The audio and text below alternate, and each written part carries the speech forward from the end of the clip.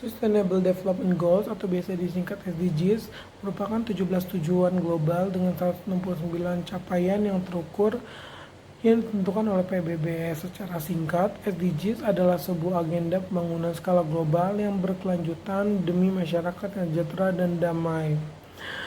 Layanan air bersih dan energi yang terbarukan merupakan sumber daya alam yang dibutuhkan untuk kebutuhan manusia agar memiliki kualitas hidup yang lebih baik. Karena kedua variabel tersebut banyak sekali manfaatnya. Tetapi masyarakat yang tinggal di kota, tepatnya di daerah kumuh, tidak mendapatkan kedua akses tersebut.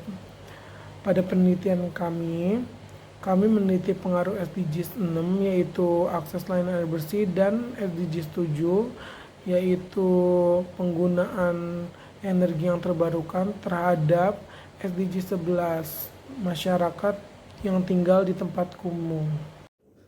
Terdapat 4 variabel yang digunakan untuk penelitian ini. Variabel dependennya adalah Y, di mana Y merupakan variabel proporsi dari populasi kota yang tinggal di daerah kumuh. Terus ada variabel untuk yang independen. Yang pertama adalah variabel X1, di mana X1 merupakan variabel populasi dengan layanan air minum mendasar. Yang X2 adalah energi terbarukan, dan yang terakhir adalah untuk variabel kontrol yaitu Z, di mana kami menggunakan stunting. Terdapat 4 model yang akan kami gunakan. Yang pertama Y sama dengan C plus beta 1 X1. Model kedua adalah Y sama dengan C plus beta 2 X2. Yang ketiga Y sama dengan C plus beta 1 X1 plus beta 2 X2. Dan yang model keempat adalah Y sama dengan C plus B1 X1 plus B2 X2 tambah Z.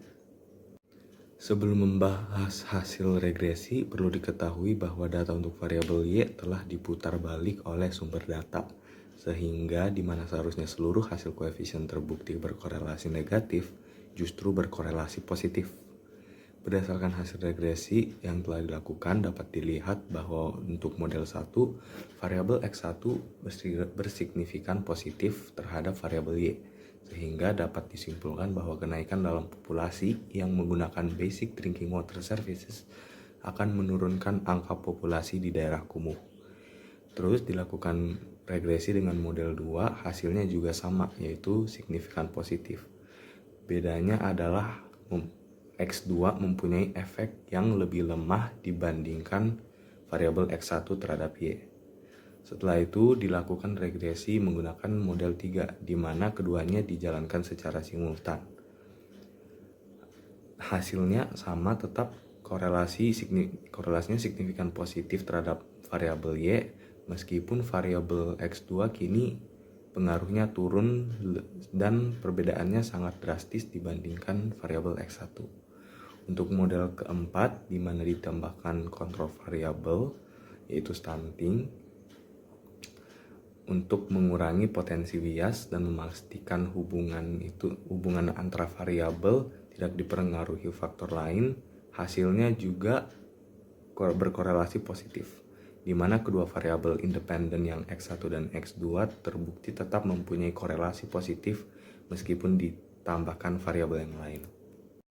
Berdasarkan analisis regresi yang dilakukan, temuan menunjukkan bahwa akses yang lebih baik terhadap layanan air minum dasar dan peningkatan dalam penggunaan energi terbarukan secara signifikan terkait dengan penurunan proporsi penduduk perkotaan yang tinggal di pemukiman kumuh.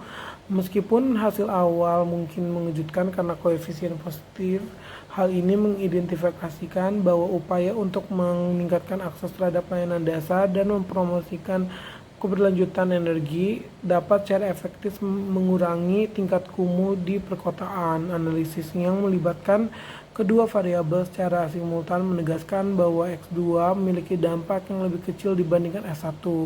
Keduanya masih berkontribusi positif terhadap peningkatan kondisi perumahan.